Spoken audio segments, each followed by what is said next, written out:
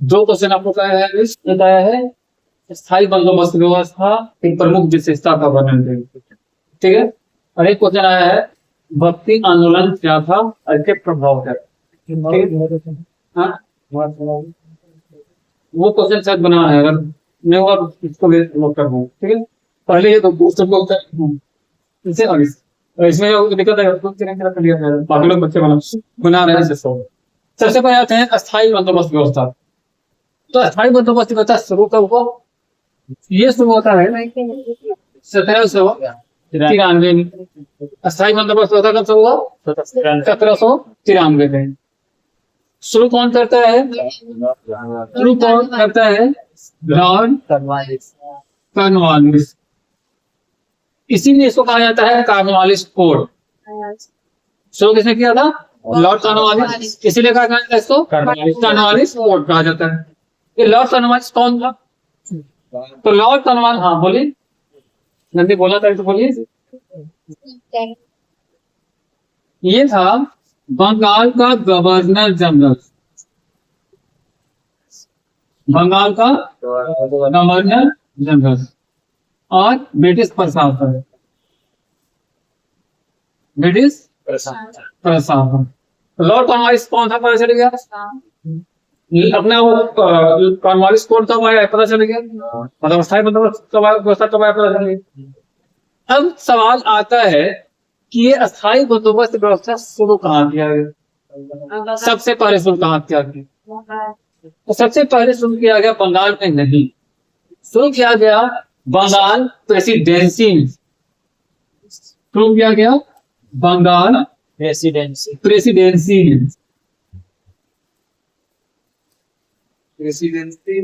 बंगाल का भी एरिया बता रहे हैं। तो बंगाल प्रेसिडेंसी के अंतर्गत 3 राज्य आते थे। एक आता था वेस्ट बंगाल, एक आता था बिहार और एक आता था अभी वर्तमान का उड़ीसा, उस समय था ओडिशा। अभी उड़ीसा होता है, उस समय था ओडिशा। तो इसका कुछ भाग, ये पूरा नहीं, ओडिशा या उसको लिखते हैं हम लोग ओडिशा, तो इसका कुछ भाग। तो अस्थायी बंदोबस्त व्यवस्था कहाँ लागू किया गया? क्लियर है? पूरे बंगाल में, बिहार में और उड़ीसा के कुछ भाग में।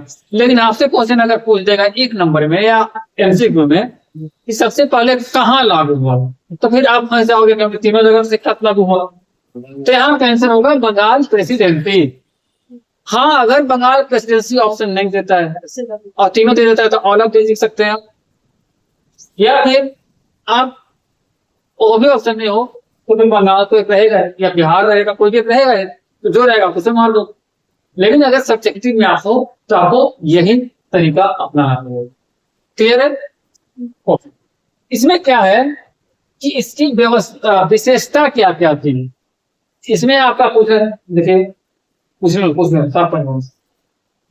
इससे पूछ रहा है विशेषता बताइए।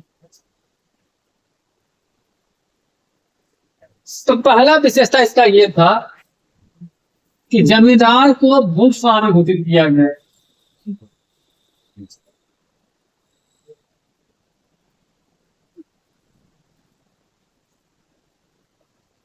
जमींदार को भूस्वामी घोषित किया गया, यानी कि जमींदारी प्रथा की शुरुआत हुई। यहीं पे जितने लैंडलॉर्ड थे वो उनको दे दिए गए, किसी व्यक्ति को जमींदार बना के, और उसके मालिकाना हक जमींदार को दे दिया गया। मतलब जैसे मान चलो कि कोई सुल्तान वालिस है, उसका बिहार के किसी जिले में कोई ऐसा व्यक्ति है, उसको बोला कि भाई ये तुम संभालो, वो पूरा जिला उसका हो गया और पूरा एरिया उसका हो गया या उसका गांव पूरा हो गया स्टेट। तो जमींदारी प्रथा की शुरुआत हुई। पहली विशेषता क्या थी कि यहाँ पे जमींदार जो है वो भूस्वामी बनकर जमीन के मालिक बन गए, बिना हिंद फिरकिरी के वो उनको मालिकाना मिल गया। दूसरा क्या है कि राजस्व राशि अस्थायी कर दी गई। राजस्व राशि जो थी वो अस्थायी कर दी गई,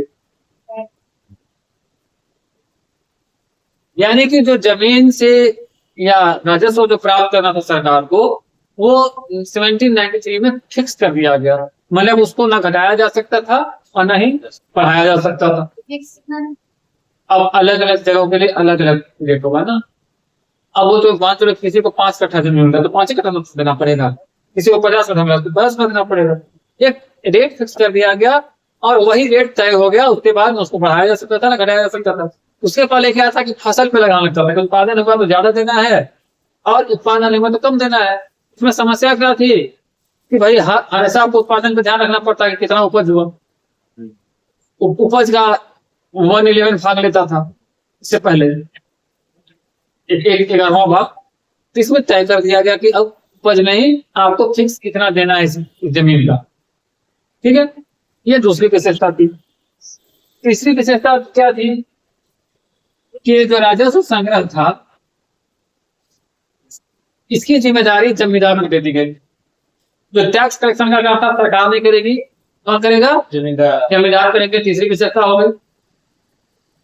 चौथी विशेषता है किसानों के हितों की अनदेखी।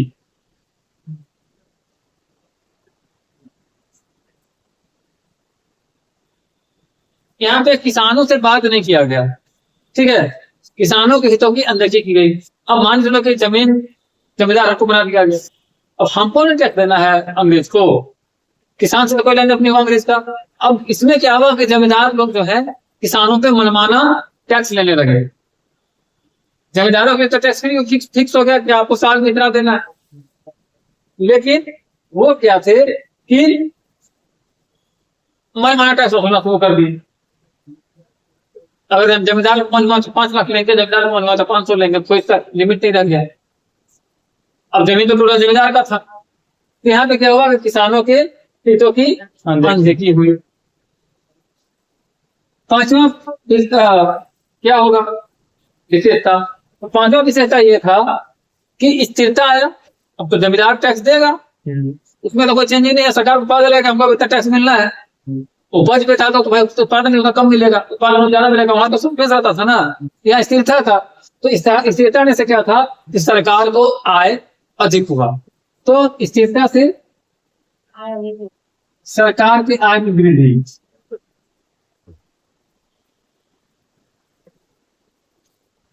ठीक है, छठा विशेषता की अगर हम लोग बात करें तो छठा विशेषता क्या है कि एक नया वर्ग का उत्पन्न हुआ, जमींदार वर्ग। इससे पहले तो जमींदार शब्द का प्रयोग नहीं था। एक नया वर्ग मार्केट में आया, उसका नाम था जमींदार वर्ग। ठीक है, अब आते हैं सातवां विशेषता।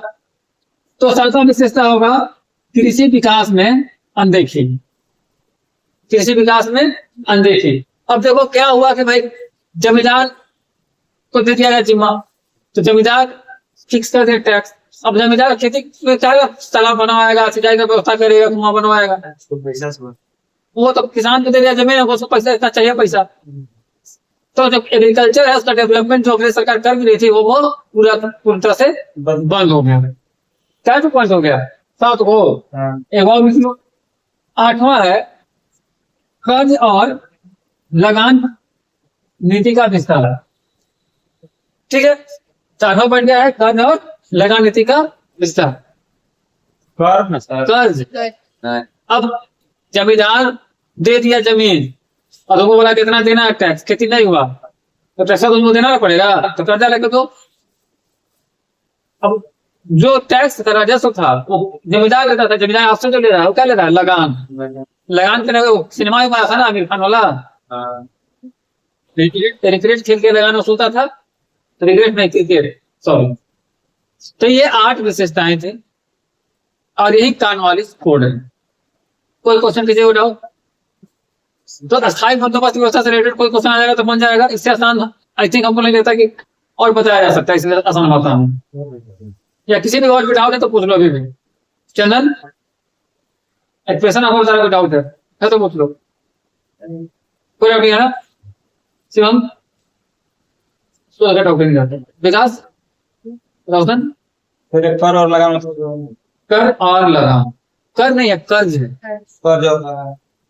भाई मैं कह रहा हूं ना कि मैंने फिक्स, मैं जमींदार मान लो, ठीक है, तो हम रोशन को लैंड दिए जमीन खेती करने के लिए। उसको बोले कि हमको 1000 रुपया टैक्स चाहिए और उस साल बारिश नहीं हुआ, खेती नहीं हुआ, तो रोशन वो कहाँ से देगा? तो कर्ज देके देगा ना। तो यहाँ पे जमींदारी पर था, शोषण पर था, साहूकार पर था, कर्ज पर था, लगान पर था, शुरू। ठीक है, मिटा दो इसको, कोई डाउट किसी को? समझ आ रहा है ना सर? चलो ठीक।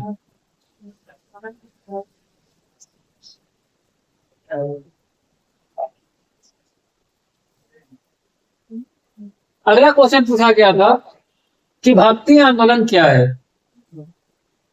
और इसके प्रमुख प्रभाव क्या हैं। तो भक्ति आंदोलन शुरू होता है 7वीं शताब्दी से 17वीं शताब्दी के बीच चलता है, यानी कि 6वीं शताब्दी के बाद 7वीं शताब्दी से भारत में एक भक्ति आंदोलन की शुरुआत। और भक्ति आंदोलन का शुरुआत का मुख्य कारण यह था कि ईश्वर की प्राप्ति को आसान मार्ग से प्राप्त करना या साधन बनाना, ये इसका प्रभुत्व था। बहुत सारे इसमें संत हुए, कबीर हुए, रैदास हुए, रामानंद हुए, अलवार हुए, नैनार हुए, अंडाल हुए, मीराबाई हुई, बहुत सारे संत हुए। सबने अपने अपने से प्रयास किए। इसका बेसिकली बोलो, वो तो क्वेश्चन दिया गया। आपको अलवार नैनार क्या है तो आपको हिंट दे देते हैं। एक शैव परंपरा है और एक वैष्णव परंपरा। आगे अगर आंसर नहीं पता वो मैं बताऊंगा, ठीक है। तो इस टाइप के भक्ति परंपरा का शुरुआत हुआ। एक्चुअली क्या है ना कि 7वीं शताब्दी से पहले हमारे यहाँ पूर्णतः जो प्रणाली थी वो वैदिक रीति रिवाजों पर आधारित थी। और वैदिक रीति रिवाज यानी कि हमारे जो भी धार्मिक ग्रंथ हैं, जो भी हमारे पूजा पाठ या ईश्वर तक पहुंचने के मार्ग हैं, वो विशुद्ध संस्कृत में लिखे गए। और उस संस्कृत की विशुद्धता इतनी है इसको आम जन नहीं पढ़ सकता। उसको आम जन पढ़ सकता है? नहीं पढ़ सकता है, नहीं समझ सकता है। और वो संस्कृत की बात वो नहीं हो रही जो आप स्कूलों में पढ़ते हैं। हम बात ग्रंथों की तरफ से, संस्कृत को पढ़ना बहुत ही कठिन है। वर्तमान समय में बहुत सारे जो विद्वान पंडित होते हैं उनको भी शुद्ध उच्चारण में कठिनाइयां होती हैं। और इन सब चीजें थी। बलि प्रथा का प्रचलन था, बहुत सारी छुआछूत की व्यवस्था थी, बहुत सारे कड़े नियम थे। तो इन सब से निजात पाने के प्रयास के रूप में एक भक्ति परंपरा या भक्ति आंदोलन का शुरुआत होता है 7वीं शताब्दी में, जो लगभग 17वीं शताब्दी तक चलता है। अब इसके बाद देखिए, अगर आप आइएगा तो बहुत सारे भाषाओं में भक्ति परंपरा का विस्तार हुआ। तो कुछ पॉइंट आपको मैं बताऊं, इसका प्रभाव क्या हुआ मैं आपको बताऊंगा। तो पहला प्रभाव था सामाजिक प्रभाव। पहला प्रभाव है सामाजिक प्रभाव। तो सामाजिक प्रभाव में क्या हुआ? तो 36 शताब्दी पहले 6वीं शताब्दी तक तो वैदिक कालखंड माना जाता है। उस तक हमारे यहाँ सामाजिक प्रभाव में क्या क्या समस्याएं थी? जातिगत विभाजन था, ब्राह्मण, क्षत्रिय, वैश्य और शूद्र। तो पहला यहाँ क्या हुआ कि जाति व्यवस्था को चुनौती दी गई। पहला है जाति व्यवस्था को चुनौती दी गई। इसको सामाजिक प्रभाव मानेंगे। इसका सामाजिक प्रभाव क्या हुआ? यहाँ पे जाति व्यवस्था को चुनौती मिला, यानी कि ये माना गया कोई जाति व्यवस्था नहीं होता है, ईश्वर के पास सबको जा सकता है, ईश्वर से मिलना सबके लिए आसान है। दूसरा क्या है कि जाति व्यवस्था को चुनौती मिलेगी तो समानता आएगी, और समानता आएगी तो सामाजिक एकता बढ़ेगा। तो सामाजिक प्रभाव में 3 बिंदु हम लोग लिख लेंगे, ठीक है। जाति व्यवस्था को चुनौती, समानता और सामाजिक एकता। चलिए अब इसके बाद आते हैं धार्मिक प्रभाव। धार्मिक प्रभाव में पहला बिंदु क्या लिखेंगे? तो ईश्वर तक पहुंचना आसान माना गया। जब ईश्वर तक कोई पहुंच सकता है, मेरा भी भगवान कृष्ण तो पति मानते थी। उसके बाद क्या हुआ? तो सूफी आंदोलन के साथ समन्वय, सूफी आंदोलन और जो बाकी संत थे ये लोग आपस में कोऑर्डिनेशन बना लिए। नए नए संप्रदायों का उदय हुआ। अलवार संप्रदाय का उदय होता है, नैनार संप्रदाय का उदय होता है, क्षेत्रीय स्तर पे बहुत सारे संप्रदायों का उदय हुआ। तो ये था धार्मिक व्यवस्था। भाषाओं में विस्तार आया, जैसे तुलसीदास का उदय होता है। तुलसीदास ने रामायण किस भाषा में लिखी है? अवधी में लिखा है। रामचरितमानस। माफ कीजिएगा, रामचरितमानस अवधी में लिखा है। कुछ लोगों ने ब्रज भाषा का प्रयोग किया, कुछ लोगों ने शुद्ध हिंदी का प्रयोग किया। तो क्षेत्रीय भाषाओं में भक्ति काल का प्रचार हो, ये तीसरा हो जाएगा। धार्मिक हो गया, सामाजिक हो गया और प्रचार हो गया तीसरा। यह भाषा की सकती है। चौथा प्रभाव क्या हुआ कि सभी ग्रंथ सरल भाषा में, आम जनों की भाषा में लिखे गए। सभी जो ग्रंथ थे आम जनों की भाषा में। हाँ, जिसको जो भाषा समझ में आ रहा है। मैं अभी लिख रहा था तो बहुत लोगों को समझ में नहीं आ रहा हूं, लेकिन अगर मैं यही तुरंत कहूं कि खाना खेले नहीं है जो पलामू का भाषा समझ नहीं आ रहा है। लेकिन अगर कोई बुजुर्ग आदमी गांव में है, अब उसको जाके तुम अंग्रेजी में जाके बोलो I give a drink water, तो ये ना कहेगी कि वाटर वाटर कहने बेटा हम ना समझ नहीं पानी। गाँव का कहावत है। फिर एक गांव की बात है, डार्लिंग से कुछ 50 किलोमीटर दूरी एक गांव है, सिंघिता। तो वहां पे एक बुजुर्ग महिला थी और वो अपने बच्चा को पढ़ाई लिखाई, हम लोग हिंदी का कहानी पढ़ रहे थे ना, तो वैसे बेचारा वो अपने बच्चा को पढ़ाई लिखाई। अब वो पढ़ने चला गया डाटे में जाकर सक्सेस पढ़ा।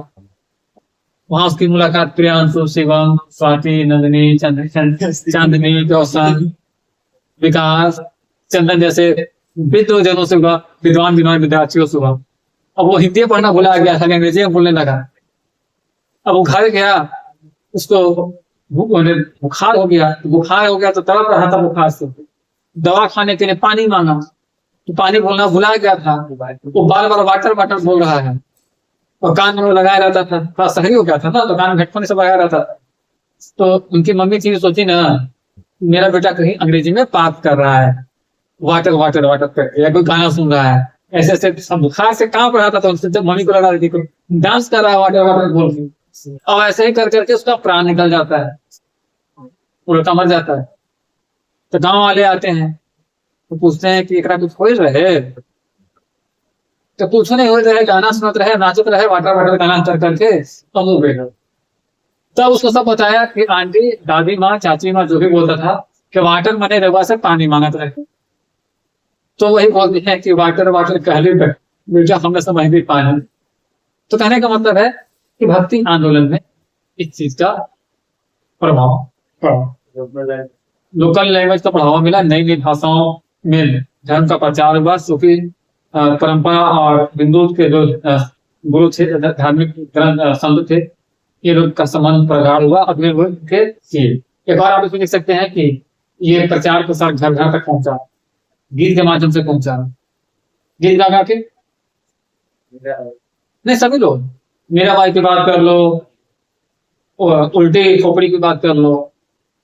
उल्टी खोपड़ी मतलब कि उल्टी बानी जो हमेशा बोलते थे कबीरदास जी, रघुनाथ हो गए, रामानंद जी हो गए।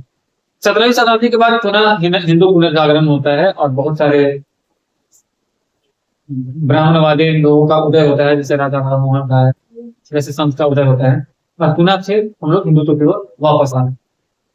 तो इस तरह कालखंड रहा है 7वीं से 17वीं तो मुस्लिम लोग, मतलब वो भी इसी से जुड़ा हुआ है। नहीं वो तो स्वतंत्रता सेनानी बन गई।